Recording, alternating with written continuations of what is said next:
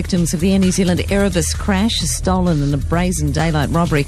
And support for banks keeping interest rates high. That's despite the Reserve Bank Governor saying it's unwarranted. Details soon on New Zealand's most comprehensive half hour of news and information. That's just 7 minutes away on Radio Live. Thanks, Hilary. Bernard Hickey, good morning. Good morning. I want to come back to you with something that Dean Lonergan said. God help us. But firstly, go with the banks, go with Bollard. They want their voice bit for the news. Give it to me. He's acting like King Canute, saying we want to turn back the tide of higher interest rates, long-term wholesale interest rates. But there's not much he can do about those. They depend on what's happening in the market. So supply and demand. If mums and dads are rushing to fix their mortgages and there's no one on the other side to lend us the money, in the olden days, before the credit crunch, it was international investors who would lend us the money through the banks. But they're not there anymore, so that just pushed up the interest rate. And that's supply and demand. And because the headline in the Herald is Bollard, don't rush into fixed mortgage. That's not what he said. Yeah. That's not what he said in a statement. He simply said he thought long-term wholesale mortgage interest rates were out of line with his own forecasts. He's saying he doesn't like it, but that doesn't mean to say that they're not going to keep rising. Because you're telling people to fix their mortgages, and he's saying if people fix their mortgages, it's going to be inflationary. No, he is saying that long-term interest rates are out of line.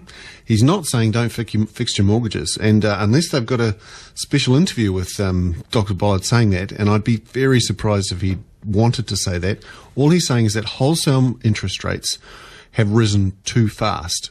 But it's like you or me saying that we don't like the weather. There's not much we can do about it. Okay.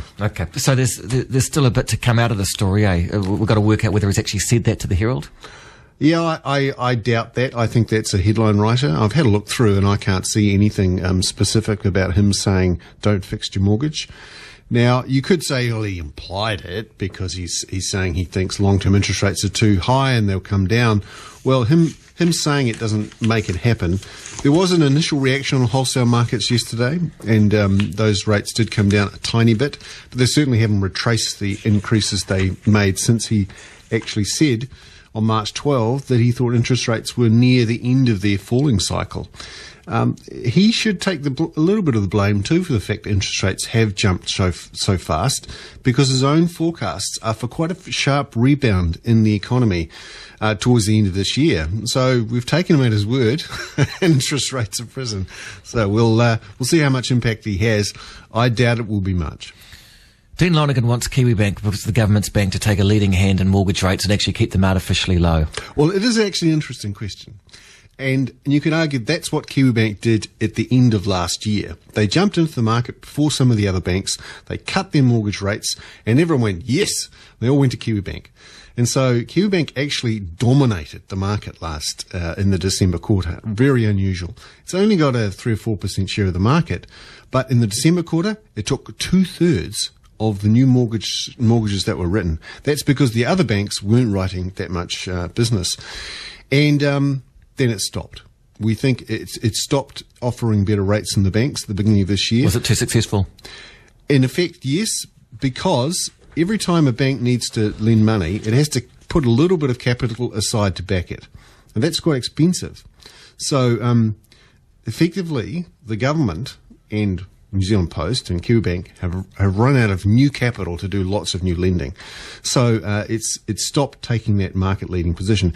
If Dean's idea was taken up by the government, it would cost hundreds of millions of dollars in new capital that has to be put into Kiwibank. So there's a cost there. And you could argue... I think it's more about Dean rebranding himself as a businessman rather than a sportsman, which tends to be his life's plan, actually, to make it I'm not just a rugby player. Good on him. Okay, Fletcher Building. Yes, they've come out yesterday and said we need $500 million to cut our debts. This is a bit of a surprise. They certainly weren't talking about it a few months ago when they came out with their results. Fisher and Paykel Newplex, same sort of situation? Well, to be fair, they look like they're getting ahead of the curve. They're not reacting to a real problem. They're saying we're going to get rid of all our loans that are due before 2012. We want to make sure we're not put into this tough situation that Newplex and Fisher and Paykel were in, where effectively they had to go begging to their shareholders because their banks had asked for the money back right now. And so they've done a $500 million, or doing a $500 million share issue to pension funds and to mums and dads through a bit on the side.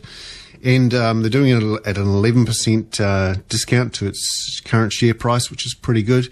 The shares haven't traded since the deal much at all, although the share price was falling quite fast yesterday and this morning, and perhaps there may be some questions to ask about insider trading and whether anyone was actually aware of this beforehand. And we'll see how that goes. The other thing is they've announced that they're going to write off 150 million at least from its Formica acquisition, which was a disaster. Exactly. Disaster. So this is painful for them. Didn't do due diligence. Yes. Conflict quickly, 30 seconds. It's a computer worm due to go off late today or early today. Not sure what it's going to do. 12 million computers affected. Could turn them all into robots working for botnets. I hope so. Sounds fantastic. That's right. Roaming the planet. Actually taking... Fancy Barack Obama giving the Queen an iPod with pictures of her on. It seems wrong, doesn't it? That's what I'm still trying to get. Pictures of Barack Obama. Well, you'd think so, wouldn't you? My wife fancies Barack Obama. I'm sure the Queen would too. Well, I think Prince Philip would have some probably pithy things to say. I don't think he's so... I don't think he gets on so well with the... anyway, there we go. It's 7 o'clock. Here is Hillary with the World at 7.